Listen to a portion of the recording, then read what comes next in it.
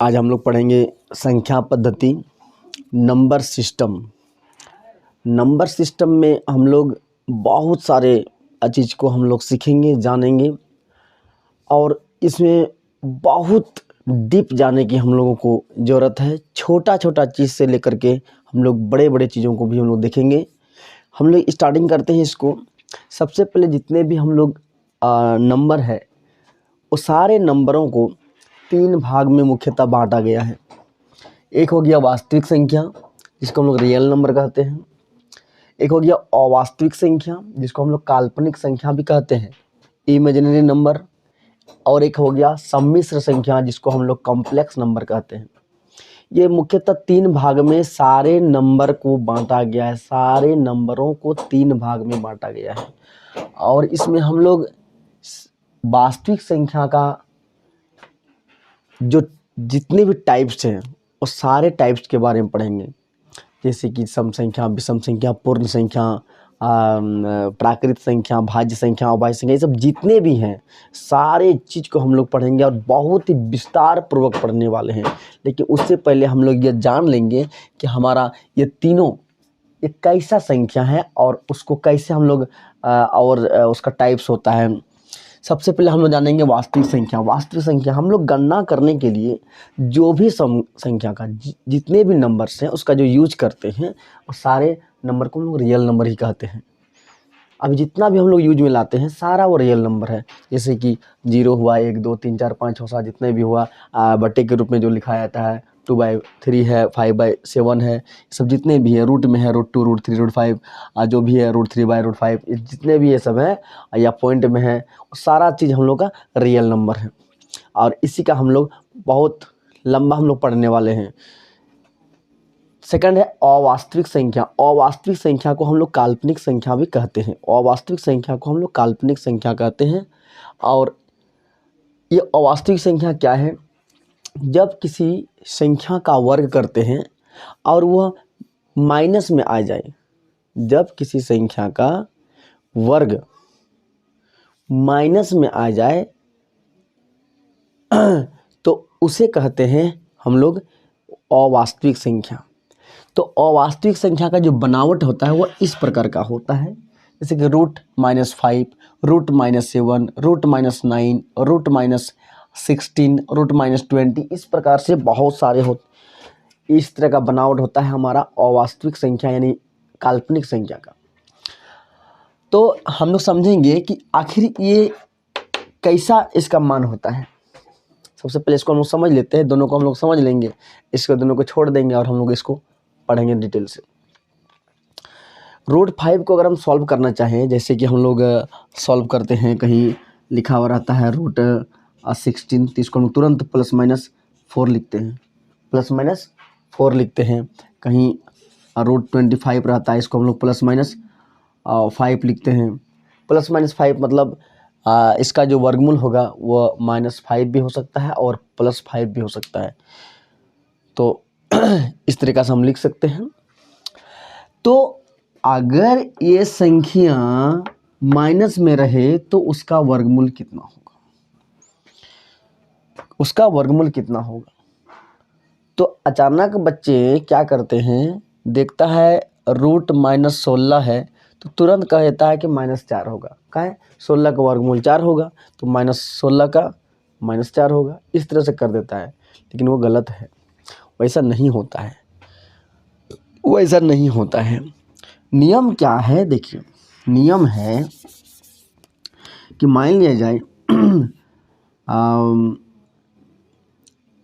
√16 है तो इसका जो वर्गमूल होता है वो 4 होता है। तो 4 का जो वर्ग होगा ये होना चाहिए। √16 का वर्गमूल अगर 4 होता है तो 4 का जो वर्ग होगा वो 16 आना चाहिए। अगर नहीं आ रहा है तो जान लीजिए हमारा जो वर्गमूल है वो गलत है। तो हम लोग जो √16 है इसको हम लोग +-4 लिखते हैं। इसका मतलब हो गया इसका मान +4 भी होता है और -4 भी होता है। अब इसका भी वर्ग कीजिए तो 16 होगा और इसका भी वर्ग कीजिए तो 16 होगा।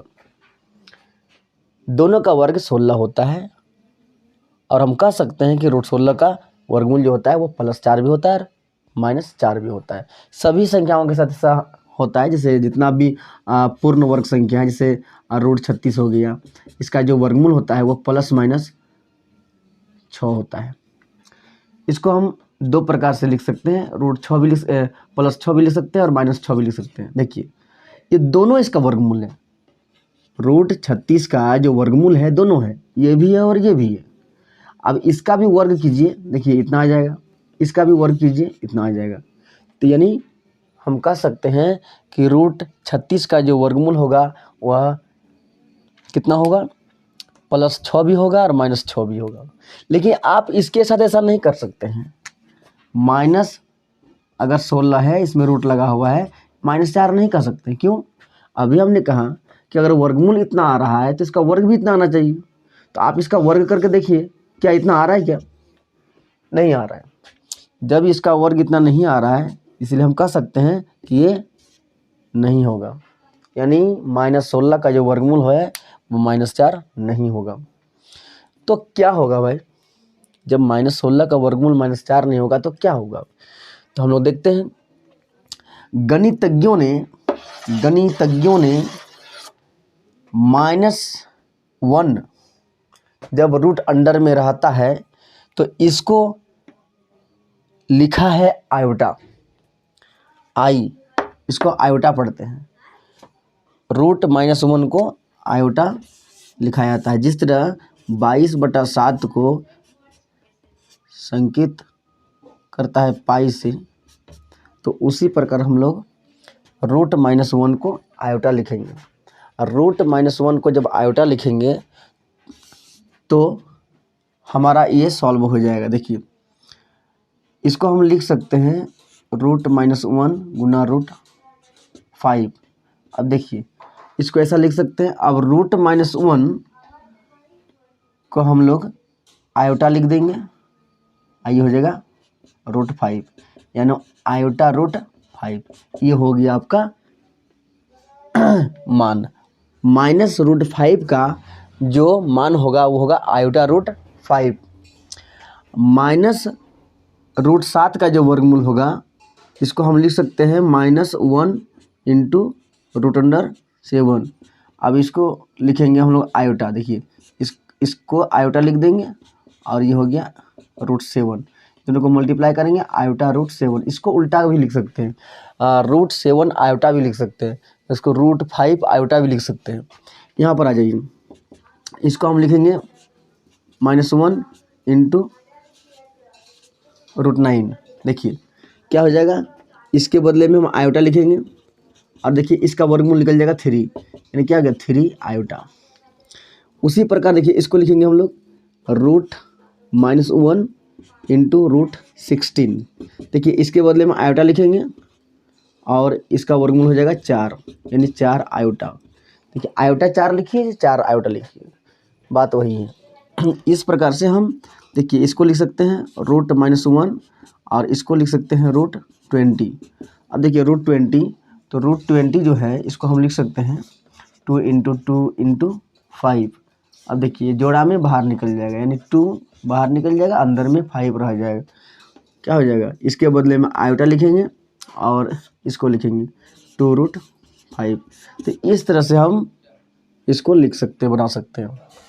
अब नेक्स्ट है सम्मिश्र संख्या। सम्मिश्र संख्या, अब सम्मिश्र संख्या हम क्या करेंगे, हम सम्मिश्र संख्या में जो वास्तविक संख्या है, ये वास्तविक संख्या और अवास्तविक संख्या, ये दोनों को मिला करके बनता है सम्मिश्र संख्या। वास्तविक संख्या और अवास्तविक संख्या दोनों को मिला करके हम लोग सम्मिश्र संख्या बनाते हैं। जैसे कि 3 + आयोटा, 3 + 2 आयोटा या 3 + √3 आयोटा, इस प्रकार का संख्या रहेगा, इसको कहते हैं सम्मिश्र संख्या। देखिए इसमें क्या है, इसमें एक वास्तविक भाग भी है और एक काल्पनिक भाग भी है। ये हो गया आपका वास्तविक भाग, ये हो गया काल्पनिक भाग। ये दोनों वास्तविक भाग और काल्पनिक भाग दोनों के मिलने से जो संख्या बनता है उसका नाम है सम्मिश्र संख्या। दोनों के मिलने से सम्मिश्र संख्या बनता है। ये हो गया वास्तविक संख्या, ये हो गया अवास्तविक संख्या, दोनों को मिला करके अब देखिए हम लोग वास्तविक संख्या वास्तविक संख्या को हम लोग डिटेल से पढ़ेंगे। सबसे पहला हम लिखे हैं प्राकृत संख्या। प्राकृत संख्या यानी नेचुरल नंबर। प्राकृत संख्या नेचुरल नंबर, पूर्ण संख्या होल नंबर, सम संख्या इवन नंबर, विषम संख्या ऑड नंबर, पूर्णांक को बोलते हैं इंटीगर, भाज्य संख्या कंपोजिट नंबर, अभाज्य संख्या प्राइम नंबर, परिमेय संख्या रेशनल नंबर, अपरिमेय संख्या इरेशनल नंबर, आवर्त संख्या को रिकरिंग नंबर, और पूर्ण वर्ग संख्या है परफेक्ट स्क्वायर नंबर। ये सारा चीज़ को हम लोग बढ़िया से समझेंगे और इतने अच्छे तरीक़ा से समझेंगे कि कभी भी नहीं भूलेंगे हम लोग। देखिए, सबसे पहले प्राकृत संख्या। प्राकृत संख्या किसे कहते हैं? नेचुरल नंबर किसे कहते हैं? Counting number is called natural number. गिनती के संख्या को हम लोग प्राकृत संख्या कहते हैं। गिनती की संख्या, गिनती हम लोग कहाँ से करते हैं? 1 2 3 4, ये जो जाएगा कहाँ तक? अनंत तक, इन्फिनाइट तक। ये जो 1 2 3 4 ये चलता रहेगा, ये हो गया आपका प्राकृत संख्या। प्राकृत संख्या। नेक्स्ट है पूर्ण संख्या। पूर्ण संख्या में क्या होता है? ये जो प्राकृत संख्या होता है यह 1 से शुरू होता है और पूर्ण संख्या में 0 शुरू होता है। 0 1 2 3 4 डॉट डॉट डॉट वहीं तक अनंत। नेक्स्ट है आपका सम संख्या। सम संख्या। नेक्स्ट है सम संख्या। सम संख्या में क्या होता है? 0 2 4 6 8 डॉट डॉट डॉट, इस तरह से चलता रहेगा। विषम से मैंने सम संख्या में क्या होता है? जो संख्या 2 से पूरा पूरा भाग लग जाए उसे कहते हैं सम संख्या। कई स्टूडेंट्स बहुत कंफ्यूज में रहते हैं कि 0 जो है वो सम संख्या है या नहीं है। 0 सम संख्या है या नहीं है। नीचे क्लास में बच्चे पढ़ भी लेते हैं कि सबसे छोटी जो सम संख्या है वो 2 है, जबकि सबसे छोटी संख्या 0 है। सबसे छोटी संख्या सम संख्या वो 0 है, क्योंकि यह भी 2 से पूरा पूरा कटता है। जो संख्या 2 से पूरा पूरा कट जाए वह सम संख्या है। जो संख्या 2 से पूरा पूरा नहीं कटे वह विषम संख्या है। वह विषम संख्या है। इस तरह आगे बढ़ेगा। पूर्णांक। देखिए, पूर्णांक किसको कहते हैं? पूर्णांक जो है वह, जैसे हम लोग नंबर लाइन बनाते हैं, नंबर लाइन 0 देते हैं या 1 2 3 इस तरह बढ़ते रहेगा। इस तरह -1 -2 -3 इस तरह बढ़ते रहेगा। ये टोटल पूर्णांक है। ये टोटल पूर्णांक है। प्लस में 0 से प्लस की ओर जाएंगे 1 2 3 4 5 ये अनंत तक, और माइनस में भी जाएंगे तो अनंत तक। तो दोनों तरफ जाएंगे और दोनों पूर्णांक ही है। एक तरफ हो गया पॉजिटिव इंटीगर, एक हो गया नेगेटिव इंटीगर। टोटल पूर्णांक है, पूरा पूरा अंक है, चाहे वो माइनस में हो या प्लस में हो, पूरा पूरा अंक है, ये पूर्णांक है। अभाज्य संख्या और भाज्य संख्या। भाज्य संख्या और अभाज्य संख्या हम लोग समझेंगे। भाज्य संख्या और अभाज्य संख्या को हम लोग समझेंगे बढ़िया से। दोनों को समझने के लिए हम 2 बातें समझ रहे हैं। एक होता है मल्टीपल्स और एक होता है फैक्टर। तो यहाँ पर फैक्टर जो है वो बहुत मायने रहेगा। फैक्टर, फैक्टर किसे कहते हैं? तो गुणनखंड। गुणनखंड, फैक्टर गुणनखंड। जैसे कि अगर कोई कहेगा कि 1 का गुणनखंड क्या क्या है, 1 का गुणनखंड क्या क्या है, तो हम कहेंगे 1 का गुणनखंड सिर्फ 1 है। 2 का गुणनखंड क्या क्या है, यानी 2 किस किस चीज़ से भाग लगेगा, तो यह 1 से भाग लगेगा और 2 से भाग लगेगा। 3 जो है वह 3 का गुणनखंड क्या क्या है, तो यह 1 से भाग लगेगा और 3 से भाग लगेगा। 4 किस किस चीज़ से भाग लगेगा, 1 से लगेगा, 2 से लगेगा और 4 से लगेगा। 5 जो है वो 1 से लगेगा और 5 से लगेगा। 6 जो भाग लगेगा वो 1 से, 2 से, 3 से और 6 से भाग लगेगा। 7 जो भाग लगेगा वो 1 से और 7 से भाग लगेगा। 8 1 से, 2 से, 4 से और 8 से भाग लगेगा। 9 जो भाग लगेगा वो 1 से, 3 से और 9 से भाग लगेगा। 10 1 से, 2 से, 5 से और 10 से भाग लगेगा। इस तरह से चलता जाएगा, इस तरह से चलता जाएगा, सबका फैक्टर हम निकाल सकते हैं।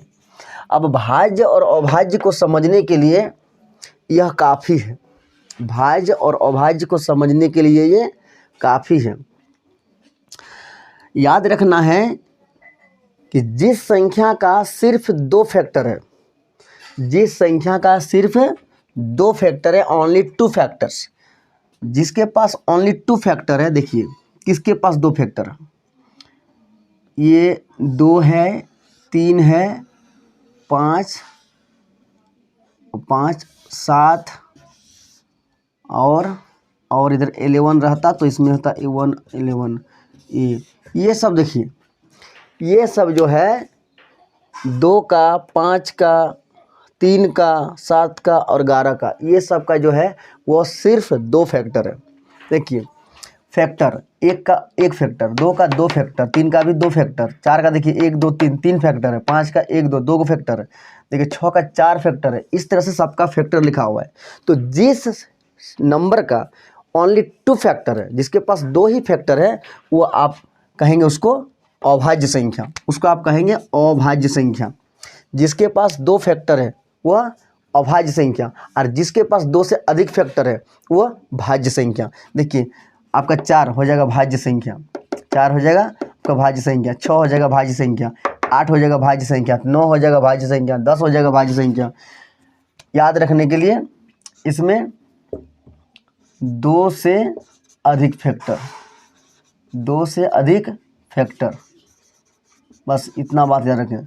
और अभाज्य में क्या, ओनली 2 फैक्टर, ओनली 2 फैक्टर, सिर्फ 2 फैक्टर इसमें होगा, ओनली 2 फैक्टर, इसमें ओनली 2 फैक्टर, इसमें 2 से अधिक फैक्टर। भाज्य और अभाज्य समझ में आ गया होगा। जिसके पास सिर्फ 2 फैक्टर है वह है आपका अभाज्य संख्या यानी प्राइम नंबर, और जिसके पास 2 से अधिक फैक्टर है वो हो गया आपका भाज्य संख्या, इसको बोलते हैं कंपोजिट नंबर। अब यहाँ पर एक बात आ जाएगा, अगर कहेगा सबसे छोटी भाज्य संख्या क्या है, सबसे छोटी भाज्य संख्या क्या है, तो सबसे छोटी भाज्य संख्या क्या है, सबसे छोटी भाज्य संख्या आपका 4 है। देखिए सबसे, यहाँ क्या बोला है, 2 से अधिक फैक्टर। देखिए 2 से अधिक फैक्टर किसका है, सबसे पहला इसका है, ये है सबसे छोटी भाज्य संख्या, जो होगा आपका 4 हो जाएगा। और सबसे छोटी अगर अभाज्य संख्या पूछ दिया जाए, सबसे छोटी अभाज्य संख्या, तो क्या हो जाएगा, 2 हो जाएगा, कि 2 हो जाएगा। सबसे छोटी अभाज्य संख्या क्या हो जाएगा, 2 हो जाएगा। सबसे छोटी अभाज्य संख्या 2 हो जाएगा, सबसे छोटी भाज्य संख्या 4 हो जाएगा। आप कहेंगे एक क्या है, एक क्या भाज्य है कि अभाज्य, तो देखिए किस में आता है, किस ग्रुप में आता है। भाज्य कहता है कि हम उसको लेंगे जिसके पास 2 से अधिक फैक्टर है, हम उस संख्या को लेते हैं, हमारे ग्रुप में वह रहता है जिसके पास 2 से अधिक फैक्टर है, तो 2 से अधिक वाला उठा करके दे देंगे इसमें। और ये कहता है कि हम उसको लेंगे जिसके पास 2 फैक्टर है। दोनों बातों में से एक भी बात नहीं हो पा रहा है, इस मैच नहीं हो पा रहा है। इसके पास तो सिर्फ 1 फैक्टर है, 1 फैक्टर का किसी में बात ही नहीं है, इसीलिए एक जो है वो भाज्य भी नहीं है और अभाज्य भी नहीं है, क्योंकि उसके पास 2 फैक्टर ही नहीं है, 2 से अधिक फैक्टर नहीं है, ओनली 1 फैक्टर है। तो ओनली 1 फैक्टर ना इसमें होगा ना इसमें होगा, ना भाज्य में होगा ना अभाज्य में होगा, इसलिए वो न तो भाज्य है और ना अभाज्य है। पूछा जा सकता है कौन सा ऐसा अंक है या संख्या है जो न भाज्य है ना अभाज्य है, तो उसका आंसर होगा 1। अब देखिए आगे, यहाँ पर अगर पूछा जाए कि सबसे छोटी प्राकृतिक संख्या क्या है, तो सबसे छोटी प्राकृतिक संख्या पूछा जाए तो 1 होगा। सबसे छोटी पूर्ण संख्या पूछा जाए तो 0 होगा। सबसे छोटी अगर सम संख्या पूछा जाए तो 0 होगा। सबसे छोटी अगर विषम संख्या पूछा जाए तो 1 होगा। सबसे छोटी पूर्णांक, इसमें छोटी नहीं होगा, ये अनंत तक चला जाएगा, उधर अनंत तक चला जाएगा। इसमें देखिए भाज्य संख्या, ये तो हो गया, सबसे छोटी भाज्य संख्या 4 हो गया, सबसे छोटी अभाज्य संख्या 2 हो गया। अब हम लोग आगे बढ़ते हैं परिमेय संख्या और अपरिमेय संख्या पर। परिमेय संख्या और अपरिमेय संख्या की ओर हम लोग बढ़ते हैं, दोनों को समझते हैं, परिमेय और अपरिमेय को। जो परिमेय संख्या है, रेशनल नंबर, परिमेय संख्या में क्या होता है, जिस संख्या को हम p बाई क्यू के रूप में लिख सकते हैं, जिस संख्या को हम p बाई क्यू के रूप में लिख सकते हैं वह परिमेय संख्या है। परिमेय संख्या में जिस संख्या को हम p बाई क्यू के रूप में लिख सकते हैं, देखिए 0 1 2 डॉट डॉट डॉट 2/3 5/7 6/8 0.3 7.5, ये सब जो है देखिए इसको हम लोग p बाई क्यू यानी बट्टे के रूप में हम बदल सकते हैं। जिस संख्या को हम बट्टे के रूप में लिख सकते हैं उसको हम लोग क्या कहेंगे, उसको हम लोग परिमेय संख्या कहेंगे। बस शर्त है कि हर में 0 नहीं होना चाहिए, हर में 0 नहीं होना चाहिए, क्योंकि देखिए अगर 5 है उसके नीचे अगर 0 है तो इसका मान कितना होगा, 0/5 और 5/0, ये दोनों का मान कितना होगा। तो ये जो 0/5 है इसका मान होगा 0, लेकिन 5/0 जो है इसका मान जो होगा वो होगा नॉट डिफाइंड, नॉट डिफाइंड, मतलब इसको भाग नहीं दिया जा सकता, अपरिभाषित, इसको बोलता है अपरिभाषित। 0 से किसी भी संख्या को भाग नहीं दिया जा सकता, इसलिए हर में 0 का रहना यह परिमेय संख्या नहीं कहलाएगा, ये नॉट डिफाइंड कहलाएगा, ये अपरिभाषित है। तो परिमेय संख्या जो है इस रूप में होता है। अपरिमेय संख्या, देखिए अपरिमेय संख्या, अपरिमेय संख्या में हम लोग को ध्यान यही देना है कि उसमें रूट रहेगा, अपरिमेय संख्या में रूट रहेगा, अपरिमेय संख्या में रूट रहेगा, करे अपरिमेय संख्या में रूट रहेगा, और रूट के अंदर में ऐसा अंक, ऐसा संख्या रहेगा जिसका पूरा पूरा वर्गमूल ना निकले, जिसका पूरा पूरा वर्गमूल ना निकले, यानी कह सकते हैं कि रूट के अंदर में जो रहेगा वह पूर्ण वर्ग संख्या नहीं रहेगा, पूर्ण वर्ग संख्या नहीं रहेगा, पूर्ण वर्ग संख्या नहीं रहेगा। √2, √3, √5, √6, √7, √8, √10, ये सब जो है ये सब अपरिमेय संख्या है। अब आप कहेंगे कि √4 क्यों नहीं लिखे, √4 तो √4 तो 4 का वर्गमूल, √4 का वर्गमूल जो होता है वो 2 निकल जाता है, इसलिए ये रूट खत्म हो गया, इसलिए इसको हम लोग अपरिमेय संख्या नहीं कहेंगे, यह परिमेय संख्या है। √25 लिखते हैं, देखिए इसका वर्गमूल जो निकल जाएगा 5, तो इसमें रूट नहीं बचेगा, तो रूट नहीं बचेगा तो ये तो पूर्ण संख्या निकल गया, इसको पूर्ण संख्या कहेंगे। तो इसीलिए हम लोग ऐसे संख्या को जो रूट के अंदर में रहे और पूर्ण वर्ग संख्या रहे, जिसका वर्गमूल निकल जाए, वह नहीं होता है क्या, अपरिमेय संख्या। चलिए अपरिमेय संख्या समझ में आ गया। इसके बाद आवर्त संख्या, आवर्त संख्या किसको कहते हैं, जैसे कोई बट्टे में रहे, जैसे 1/3 है, और इसको हम जब डिवाइड करते हैं तो देखिए 3 से जब डिवाइड करेंगे 1 को, ये डिवाइड नहीं होगा पूरा पूरा, 0 पॉइंट लगाएंगे, 0 देंगे, देखिए कितना आ रहा है,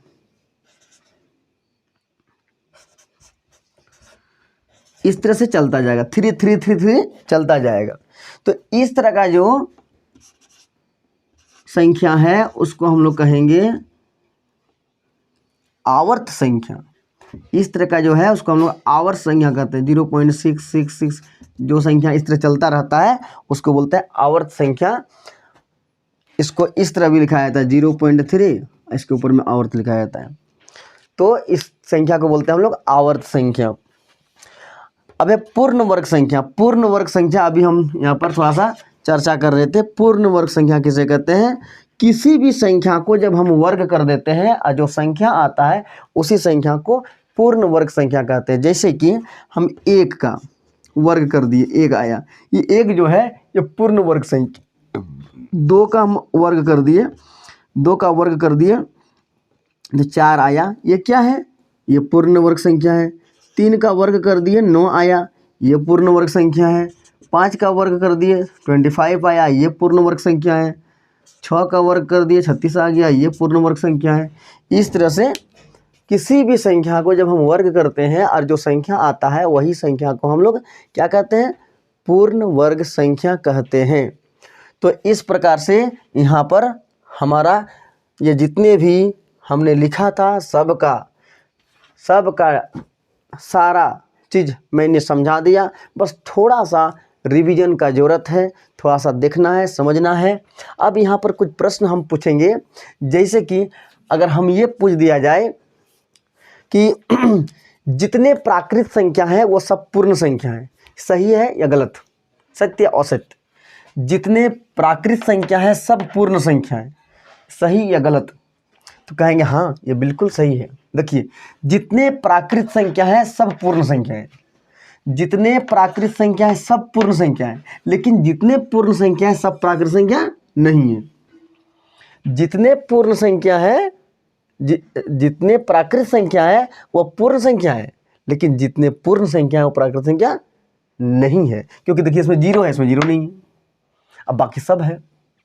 तो जितना प्राकृत संख्या है वो पूर्ण संख्या हो सकता है, लेकिन पूर्ण संख्या प्राकृत संख्या नहीं हो सकता है।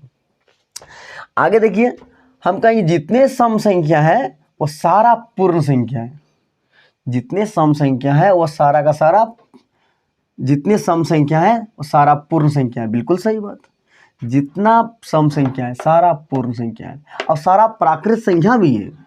ये जितने भी सम संख्या है और जितने भी विषम संख्या है, ये सम और विषम जितने भी हैं वो सब पूर्ण संख्या और प्राकृत संख्या है सब।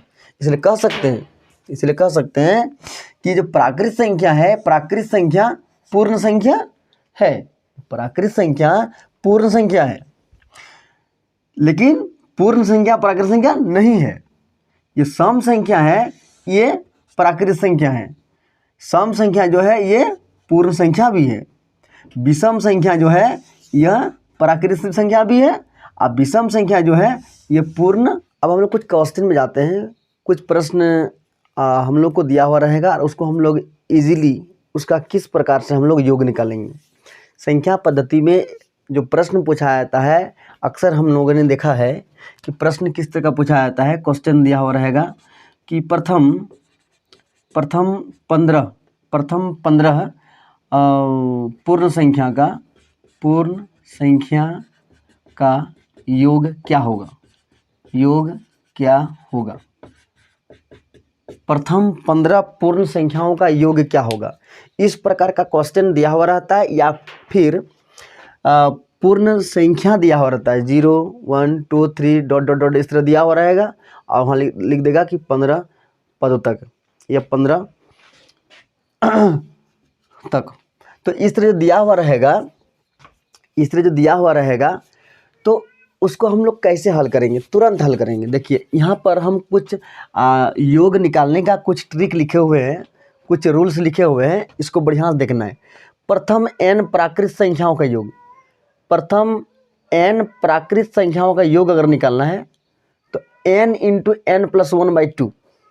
देखिए n इंटू n प्लस 1/2 ये फॉर्मूला है हम निकालने के लिए। अगर पूर्ण संख्या का निकालना है तो सूत्र ये है, सम संख्या का ये फॉर्मूला है, विषम संख्या का ये फॉर्मूला है।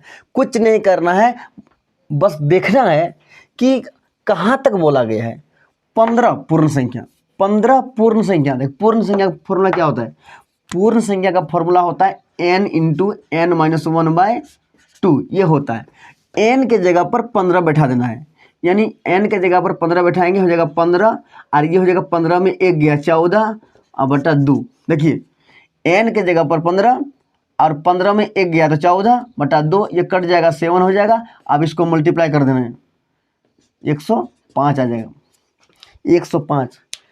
अगर बिलीव नहीं हो रहा है तो 15 पूर्ण संख्या लिखिए, 0 1 2 3 4 5 इस तरह करके 15 लिखिए, यानी 14 तक जाएगा। आप उसको लिखिए और प्लस कीजिए, 105 आएगा, निश्चित तौर पर आएगा।